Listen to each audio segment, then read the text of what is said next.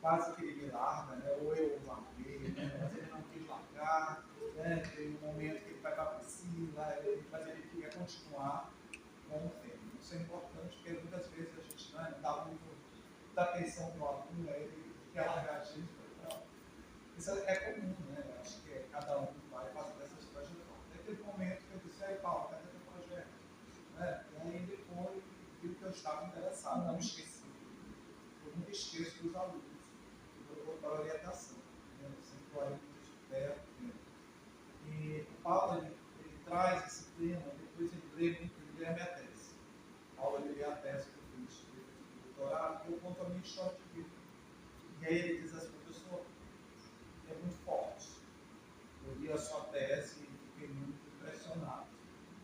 E eu chorei muito, porque eu lembrei da minha história. Então, assim, as coisas vão acontecendo, né? A gente vai pesquisando, vai escrevendo sobre isso mexe com os nossos conteúdos. Eu me lembrei muito do meu orientador, Paulo, que ele dizia isso, você está preparado para trabalhar esse tema? Né? Porque ele vai pesar. Você está preparado psicologicamente? Ele era antropólogo. E aí, ele de repente me faz pensar nisso e eu não sabia por quê. Foi quando eu entrei em contato com a história das mulheres trans que eu vi como essas histórias cruzam a nossa história de sexualidade. Né? Eu estava pesquisando gênero, mas quando elas contam a sua sexualidade, isso mexe com a minha sexualidade. E aí isso foi muito evidente e nesse momento eu não suporto. No momento que eu escrevo, eu choro. No momento que eu escrevo, eu também me revelo. E isso é muito importante, né? Nesse processo de construção científica, né? O quanto essa ciência, através das nossas histórias de vida, também nos revela. Né? E eu vi você revelado naquele momento. Né? Então, Paulo ele vem com isso, ele traz esse trabalho comigo, um trabalho de estágio supervisionado, com muito conteúdo. Ele me entregou a primeira versão com 80 páginas. Eu disse, Paulo, a banca não veio hoje, né? Nós temos um trabalho de dissertação de graduação com tantas páginas. Né? Então, vamos reduzir um pouco, vamos enxugar, e aí ele entendeu a lógica, conseguiu fazer uma síntese melhor dessas experiências. E o mais surpreendente é que o Paulo, eu descobri depois que o Paulo escreveu todo o trabalho dele no celular. No celular. Né? E aí eu não sabia, ele escreveu todo o trabalho no celular. E teve um momento que o Paulo encontrou dificuldades de escrever. Porque quando chegou agora recente para construir a construção dos slides, como ele fez os slides no celular, estava cheio de caixas. Cada frase era uma caixa.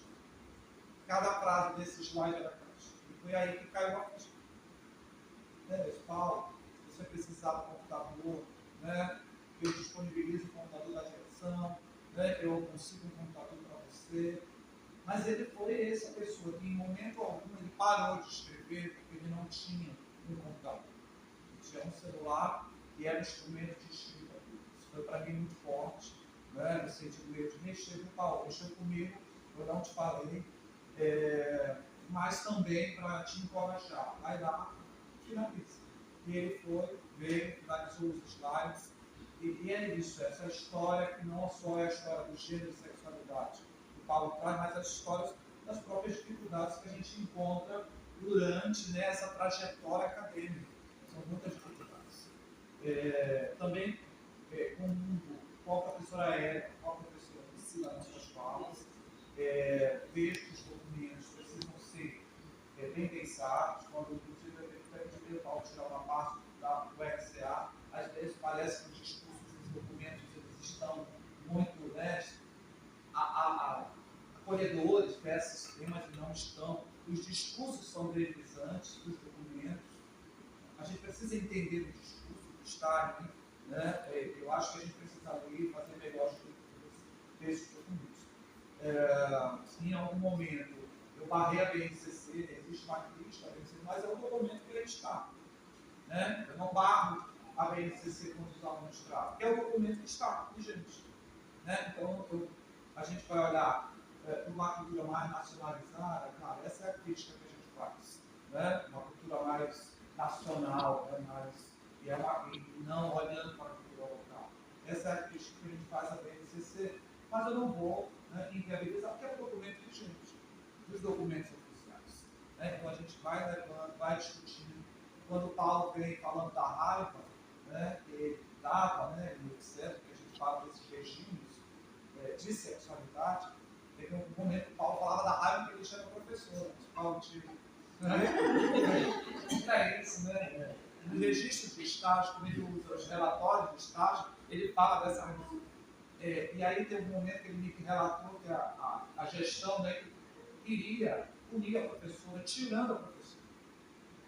E eu disse, não é essa a lógica exatamente, né, da polícia. Então a gente vai fazer a violência, né, e vai sujar, né, a gente faz a justiça sem sujar as mãos, mas existe sangue ali, velado.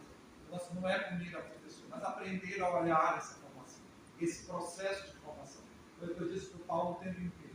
Né, tira essa parte, porque a gente não está com o estagiário para fazer julgamentos, né, sobre a professora ou sobre o processo de formação dessa professora, mas aprender a olhar esse processo de formação, o que eu posso trazer para mim de boas experiências e o que eu não posso trazer.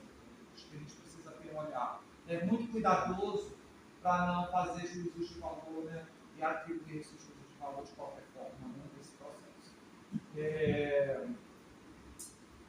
Acho que a gente precisa, né, falar